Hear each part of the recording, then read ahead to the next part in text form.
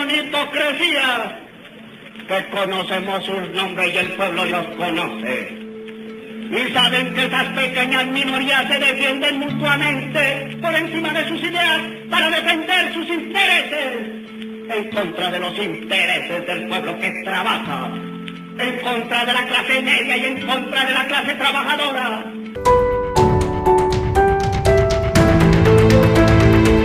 5 datos que probablemente usted no sabía sobre el Bogotazo. El Bogotazo marcó la historia política y ciudadana de Colombia con la muerte de Jorge Eliezer Gaitán, el tribuno del pueblo. Bogotá era un barril de pólvora los días antes de la muerte del político liberal Jorge Eliezer Gaitán. Su nombre representaba libertad, derechos y políticas que le ayudaban al pueblo. Sin embargo, su muerte el 9 de abril causó protestas violentas, desmanes en todo el país y la destrucción casi total de la capital colombiana, además de polarizar y endurecer la ya cruda violencia bipartidista. Este hecho sigue cubierto en un halo de misterio, pues aún no se sabe quién fue el autor intelectual del crimen. ¿Qué hizo Jorge Eliezer Gaitán el día antes de su muerte?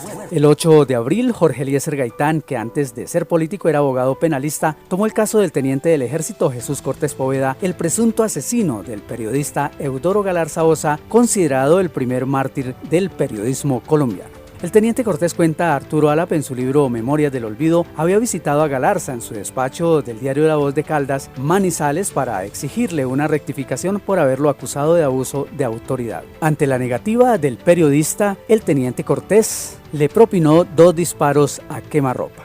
Rápidamente el caso llegó a Bogotá bajo la excusa de garantizarle un juicio justo a Cortés. Sin embargo, los registros de la Corte Penal y el historiador Álap concluyen que la defensa de Gaitán tuvo más oratoria que argumentos, por lo que el militar quedó libre a pesar de tener todas las pruebas en su contra. El caso se diluyó al día siguiente con la muerte de Gaitán. Sin embargo, 10 años después, en 1958, un juez de Bogotá condenó al teniente a 10 años de cárcel por el asesinato del periodista en Manizales. La 9ª Conferencia Panamericana no se detuvo. A principios de abril de 1948, varios delegados de toda Latinoamérica se reunieron en Bogotá en la 9ª Conferencia Panamericana, en la que también estaba presente, curiosamente, el joven Fidel Castro. A pesar del Bogotazo, los delegados que se quedaron en el Hotel Granada en el centro de la ciudad se escabulleron por la madrugada al Colegio Gimnasio Moderno en el norte de Bogotá. Contra viento y marea, los líderes de la conferencia terminaron su misión el 30 de abril de 1948. Gracias a esta reunión fue la conformación de la Organización de los Estados Americanos, OEA,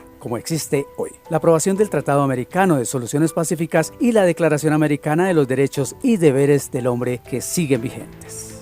Museo Nacional en plena mudanza. El 9 de abril de 1948, en pleno caos, los administradores del nuevo Museo Nacional, ubicado en la recién remodelada cárcel del Panóptico de Cundinamarca, estaban trasladando varias pinturas, esculturas y piezas precolombinas del Museo del Oro por órdenes del ministro de Educación Nacional, Germán Arciniegas, pues ese día estaba programada la inauguración del nuevo museo. Por suerte para el ministro y para el arte, no hubo hurto ni daño de ninguna pieza del museo en medio del Bogotazo. Eso sí, la inauguración se tuvo que posponer hasta el 2 de mayo de 1948.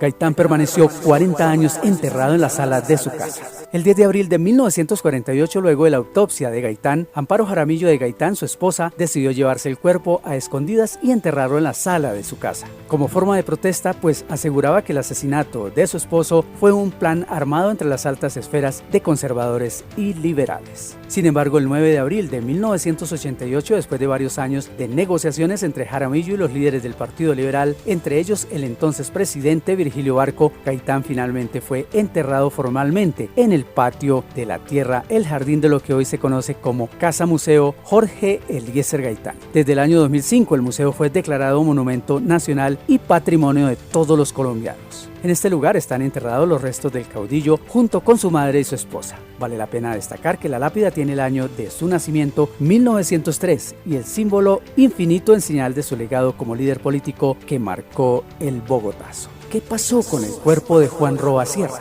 Luego de asesinar a Gaitán, Roa fue linchado por la multitud, arrastrado y abandonado frente al Palacio Presidencial. Allí juntaron a todos los muertos que dejaron las protestas a su paso y que posteriormente metieron en volquetas rumbo al cementerio central. Una vez allí, el periodista Felipe González Toledo identificó a Roa por ser el único desnudo y con 2 corbatas en su cuello. González contó que había visto a Roa en marchas y manifestaciones en la ciudad.